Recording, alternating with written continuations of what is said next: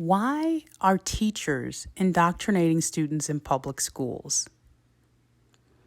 Why would a teacher waste precious class time to explain to your child that there are possibly hundreds of genders? Why would that be happening? I was a teacher for 5 years, and one of the reasons I am no longer a teacher is because there seemed to be an agenda that you needed to be part of if you wanted to be a successful teacher. If you do not take part in this agenda, you will be an outsider. And that's even in some conservative areas of the country. Why is this happening? Well, I'm going to tell you why. When I was in college, I thought, I want to be a teacher. And the reason that I thought that is because I went to private school as a child. And one thing that I always thought, because I grew up in Detroit, I thought, when I get older, I want to give those kids in public school what I got in private school. I thought, I'll give back to my community. It'll be great. But I couldn't do that because unbeknownst to me, that's not what public school is about.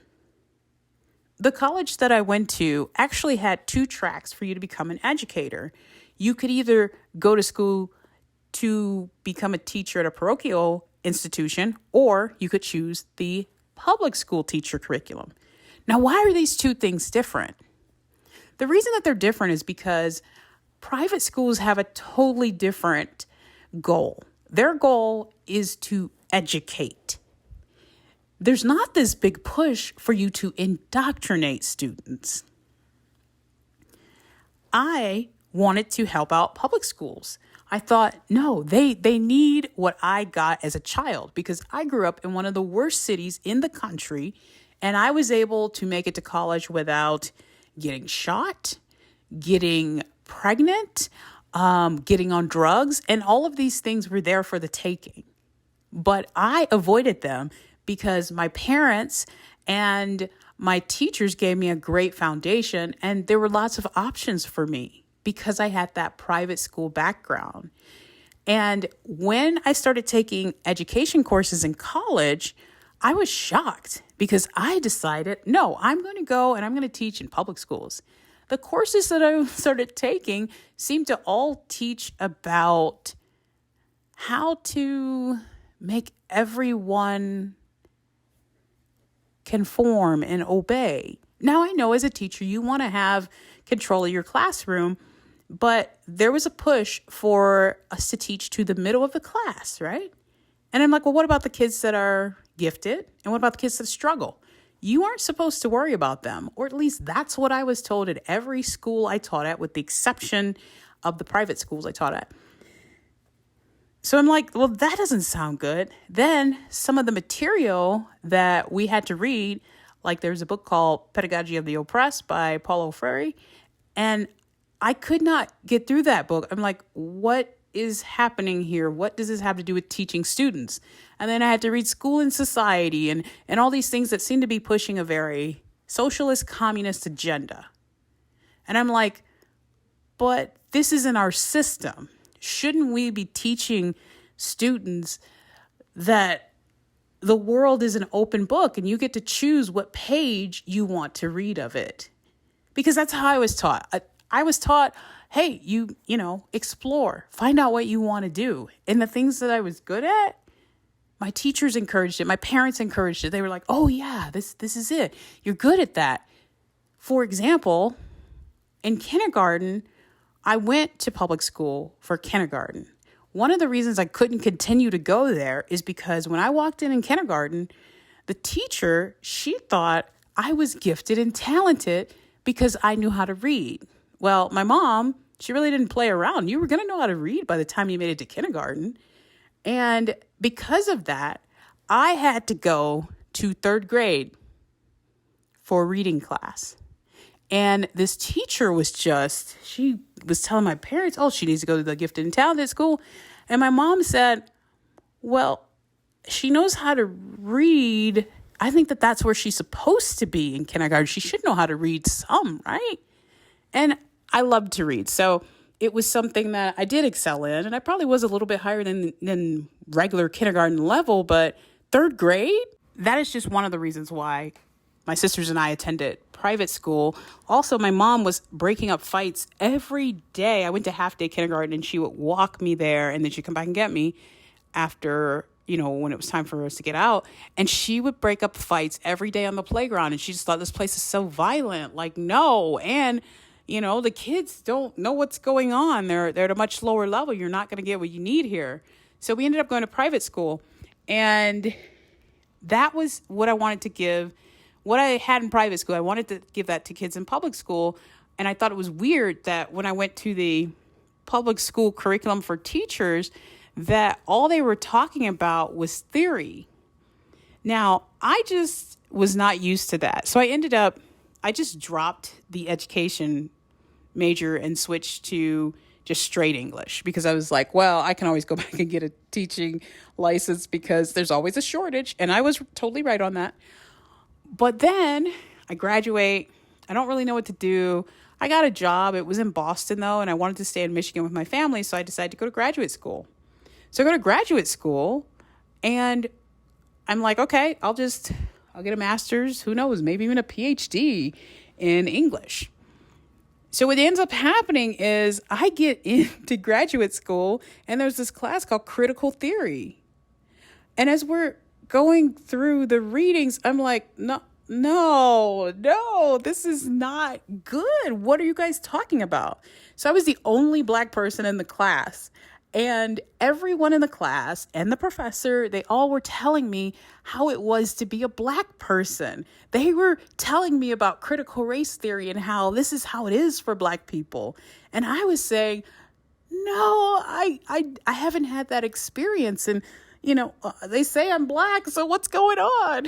So it was this really crazy deal where they thought I just wasn't smart enough to understand that I was oppressed and, I had been mistreated, and they just thought I wasn't smart enough to get it. So there were some of my fellow students, they offered to tutor me. The professor, he pulled me aside after class and he was like, if you need some extra help understanding these theories, I can help. We can set you up with one-on-one tutoring, all this stuff.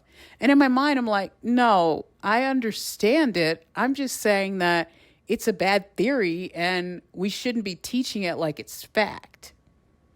So that was my experience in grad school. And by that time, I'm really frustrated and I'm just like, what am I even doing? This university stuff sucks. I should just finish this up. So I finish up my master's degree in a year and a half. So I finished up early.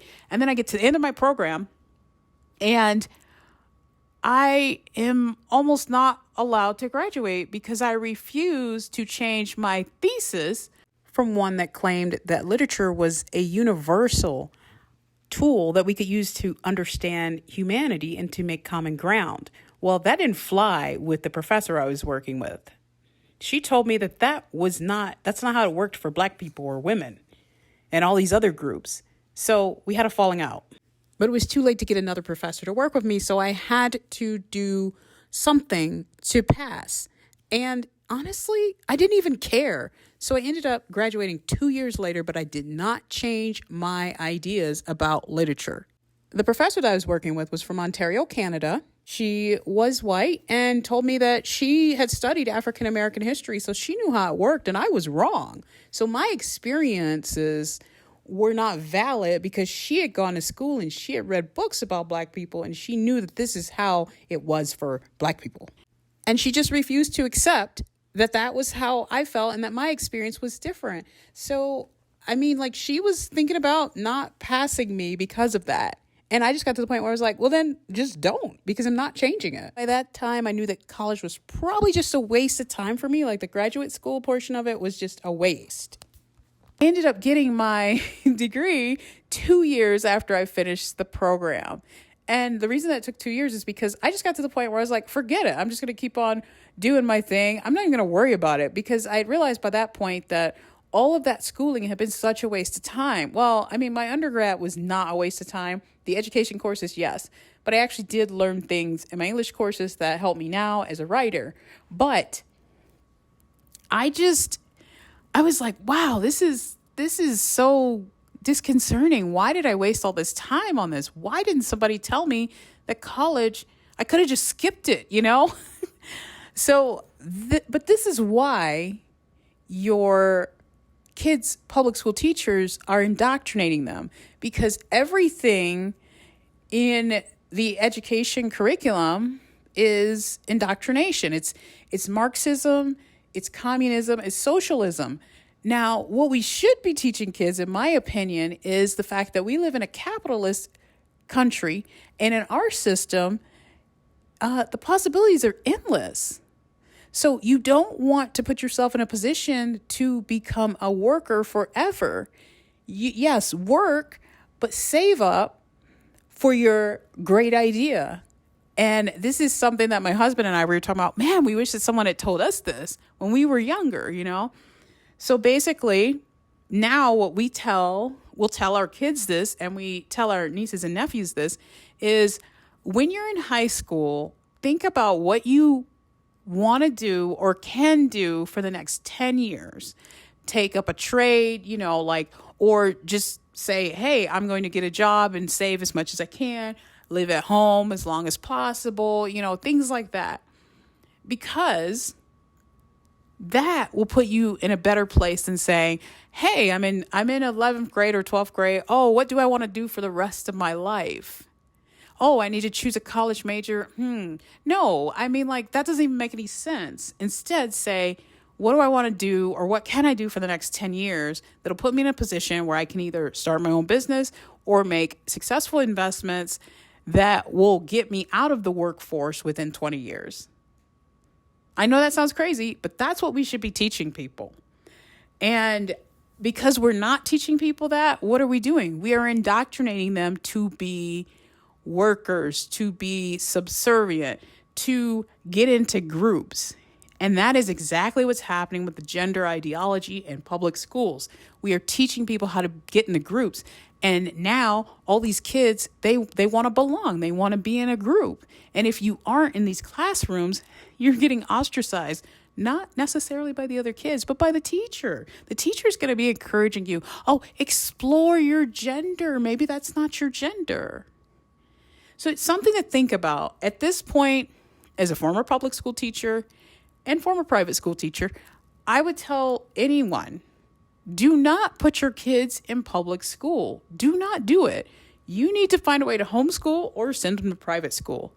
If you don't live in a state that has school choice, then you may want to consider moving to one, or get some type of part-time job so you can pay for private school, or make a way to homeschool. It really is that important. I'm telling you, and I have been out of the classroom for a few years now. Well, actually, it's been 5 years now, and it's just gotten so much worse. When I was in the classroom, one of the things that was going on was that's when we really started to see, as teachers, this push, like a group of teachers who were like pushing, keeping secrets from parents and things like that.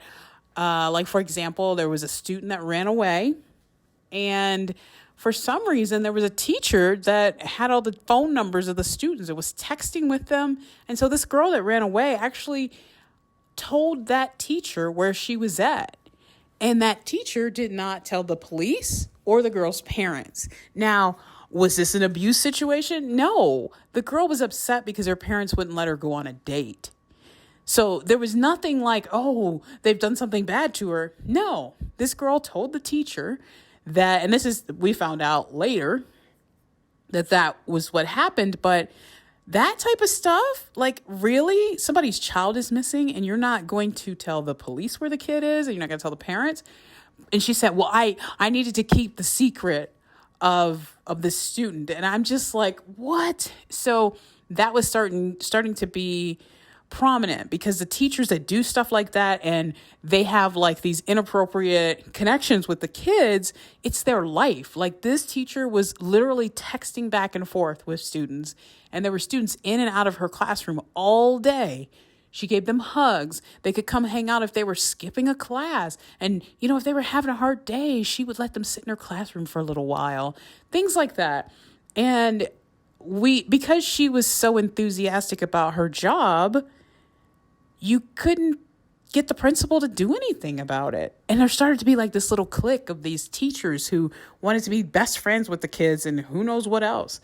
So that was happening when I left the classroom in it was January 2019. Now at this point, I mean, your kid could have a whole different life at school that you have no idea about. So if you can, find a way to homeschool or put your kid in private school.